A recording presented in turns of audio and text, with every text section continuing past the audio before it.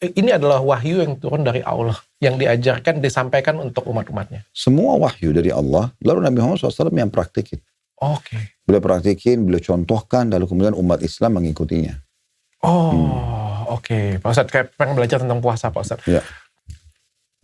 Kan kita sudah pernah bahas-bahas ya Pak Ustadz ya, bahwa puasa itu wajib, harus dinikmatin dan lain sebagainya. Puasa itu harus ngapain Pak Ustadz? Lebih detailnya mungkin secara Islam nih, saya kan baru masuk ya Pak Ustadz ya. Sholat subuh, habis sholat subuh nggak boleh makan, nggak boleh minum. Habis itu, yang ini saya tahu ya Pak Ustadz ya, berbuka saat sholat 5 waktu, terus berbuka saat maghrib. Habis berbuka saat maghrib, tarawehan, udah cuma itu aja. Sampai 30 hari, habis itu lebaran. Sebenarnya ada esensi lain nggak Pak Ustadz kalau puasa itu? Atau lebih dari itu sebenarnya?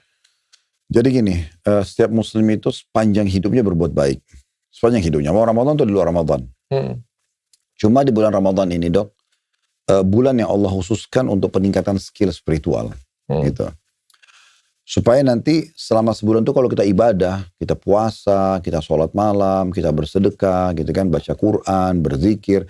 Semua orang berlumba-lumba untuk mengerjakan itu, untuk dijadikan bekal 11 bulan ke depan. Ramadan akan datang, tingkatkan lagi. 11 bulan ke depan lebih bagus lagi. Begitu terus sampai dia bertemu dengan Allah nanti, itu dalam kondisi pahalanya maksimal. Nah gitu. Jadi Ramadan itu sebenarnya bulan pelatihan. Bulan pelatihan dan bulan mengejar prestasi terbaik. Kita baca Quran di luar Ramadan, tapi di Ramadan mungkin kita lebih giat membaca Al-Quran. Kita sholat di luar Ramadan, tapi di Ramadan kita lebih rajin lagi. Nah, gitu.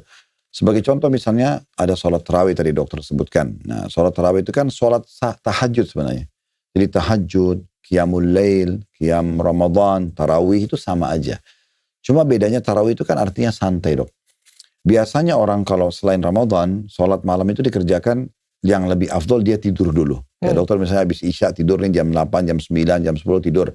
Nanti sebelum subuh, kalau subuh sekarang misalnya 4:30, dokter bangun jam 4, gitu kan, wudu terus sholat tahajud. Nah, seperti itulah afdolnya ya. Tapi khusus Ramadan, Allah SWT mudahkan agar semua umat Islam itu minimal di buku amalnya tercatat pernah sholat tahajud gitu ya. Nah dimajukan, habis sholat sunnah ba'diyah isya, itu udah bisa langsung sholat tarawih.